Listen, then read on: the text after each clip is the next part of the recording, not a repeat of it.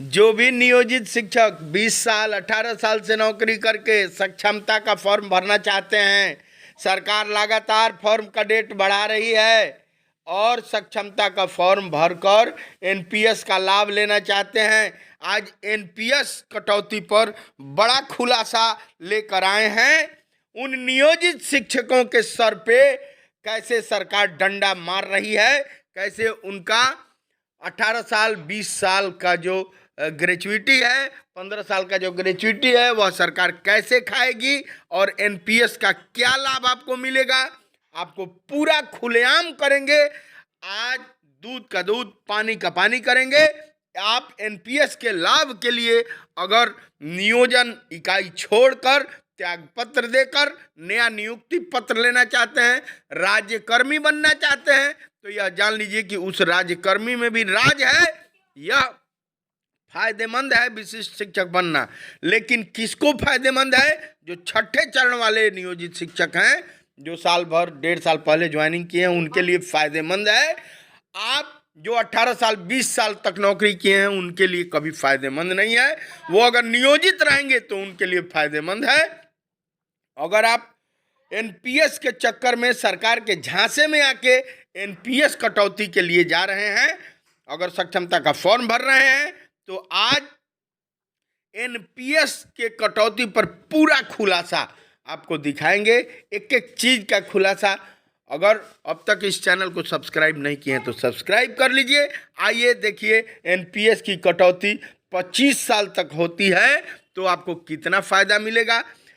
आप 34,500 वाले जो शिक्षक बहाल थे, वो रिटायर हुए हैं, उनसे आप पूछ सकते हैं। किसी को 1200 किसी को 1500 रुपया पेंशन मिल रहा है, क्योंकि एनपीएस की कटौती 25 साल तक आपको कम से कम करानी पड़ेगी। अगर 25 साल आपकी सेवा बची है तो एनपीएस के कटौती से आपको फायदा होगा। आपको फिर बता दें कि एनपीएस की कटौती अगर 25 साल तक लगातार आप कराते हैं, अगर 25 साल तक अपने सर्विस में रहते हैं, अगर 25 साल आपकी सर्विस बची है, तो 25 साल तक लगातार अपने एनपीएस का कटौती करवाते हैं, तो बाजार रिस्क पर आधारित है वो एनपीएस। और आपको जिस दिन आप रिटायर होइएगा मूल वेतन का आधा मिलेगा, तब मिलेगा जब आप 25 साल तक लगातार उसमें कटौती कराए हैं। अगर 25 साल से एक भी दिन आप कम कटौती कराए हैं तो भगवान भरोसे, भगवान मत करें कि आपके साथ ऐसा हो, 1200 से 1500 रुपया आपको पेंशन मिलेगा। जबकि नियोजित शिक्षक अगर आप बने रहते हैं तो ईपीएफ में जो कटौती शुरू हुआ है, ब्रजवासी जी का बड़ा लड़ाई काम आएगा और आप 7,000 रुपया प्रति महीना पेंशन आपको कम से कम ईपीएफ देगा, जो लिखित दिया हुआ है, जो एफिडेविट दिया हुआ है। तो अगर आइए आपको पूरा खुलासा करते हैं कि एनपीएस का कैसे लाभ मिलेगा, कैसे कटौती। आज आपको दिखा रहे हैं बिहार के जो 18 साल 20 साल नौकरी कर चुके नियोजित शिक्षक हैं और सक्षमता का फॉर्म भरने के इच्छुक हैं, एनपीएस का लाभ लेने के इच्छुक हैं, उन पर एक बड़ा खुलासा सामने ला रहे हैं। आपको बता दें कि एनपीएस बाजार के रिस्क पर आधारित है, जो आप गूगल पे सर्च करके पा सकते हैं। आपका एनपीएस जो कट रहा है, दरअसल नई पेंशन स्कीम के तहत यूपीएस में 25 साल तक नौकरी करने के बाद बेसिक सैलरी का 50% हिस्सा ही पेंशन के रूप में मिलेगा। पेंशन की स्कीम अंतिम 12 महीने की एवरेज बेसिक सैलरी का 50% होगा। यानी कि आपको बता दें कि एनपीएस जो बाजार के रिस्क पर आधारित है। कुल मिला के जो आपका पैसा कटिंग होगा, अगर आप विशिष्ट शिक्षक बन जाएंगे, यानी कि बिहार सरकार जो करी कि राज्यकर्मी बना के एनपीएस का लाभ देंगे, एनपीएस का लाभ जो भी आपका कटौती होगा, बाजार की स्थिति जिस समय आप रिटायर होंगे और जो रहेगी उसी रिस्क पर आधारित है, यानी कि शेयर मार्केट में वो पैसा लगेगा। अब आप यह जान लीजिए कि इस योजना के तहत निवेश 60 वर्षों की आयु तक किया जाएगा और उदाहरण के लिए 40 वर्ष की आयु में निवेश शुरू करते हैं तो 40 वर्ष की आयु में निवेश शुरू करने पर 20 वर्ष की निवेश अवधि होगी। आपका लक्ष्य 1 लाख रुपया प्रति माह पेंशन प्राप्त करने का होगा तो 20,000 रुपया प्रति माह आपकी कटौती होगी, तब आपको 1 लाख रुपया महीना पेंशन मिलेगा। कहने का मतलब यह है कि इस योजना के तहत 60 वर्ष की आयु तक ही आपका इन्वेस्ट किया जाता है, और अगर इस समय आप 45 साल 46 साल के उम्र के हैं तो इसका कोई फ़ायदा नहीं है। कम से कम 25 साल आपका कटौती एनपीएस का होना चाहिए, तब आपको पेंशन मिलेगा। आपको नहीं अगर समझ में आ रहा है तो फिर से समझ लीजिए कि आप अगर नियोजित शिक्षक हैं 20 साल से 18 साल से, तो आपका ग्रेच्युइटी का जो लाभ है, अगर 20 साल से आप नौकरी कर रहे हैं तो 10 लाख ग्रेच्युइटी का लाभ आपका गया। और आप नवनियुक्त शिक्षक हो गए उसी डायरी में जिसमें आप हाजिरी बना रहे हैं, उसी डायरी में आपको फिर से पुनः ज्वाइनिंग कराया जा रहा है, पीछे का आपका माल गायब।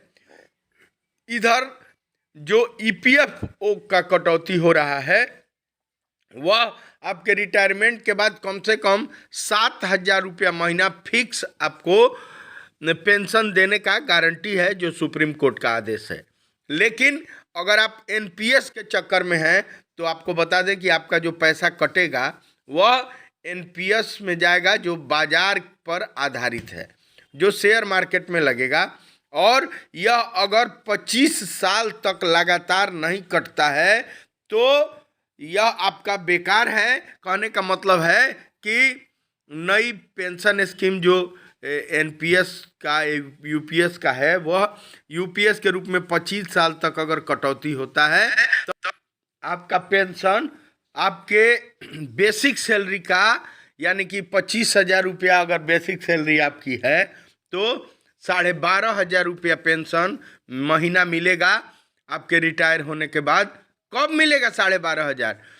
जब आप 25 साल तक लगातार एनपीएस में कटौती करवा रहे हैं। अगर 25 साल तक आप एनपीएस का कटौती नहीं करवाए तो आपको नहीं मिलेगा। आप जितनी सैलरी दिए हैं, आप सोच रहे हैं कि 50% उसका पेंशन मिले, तो नहीं मिलेगा। आपको फिर से बता दें कि पेंशन की रकम 12 महीने की एवरेज बेसिक सैलरी का 50% होगा। वहीं एक तरफ आप ईपीएफ जो नियोजित हैं और 15 साल 18 साल से नौकरी किए हुए हैं और आपका 7,000 रुपया कम से कम महीना मिलने का पक्का तो है कि आपको पेंशन 7,000 रुपया महीना मिलेगा, जो ईपीएफ ने लिखित दिया है, एफिडेविट लगाया है सरकार को। अब अगर आप फिर भी सक्षमता परीक्षा फॉर्म भरना चाहते हैं तो भरिए।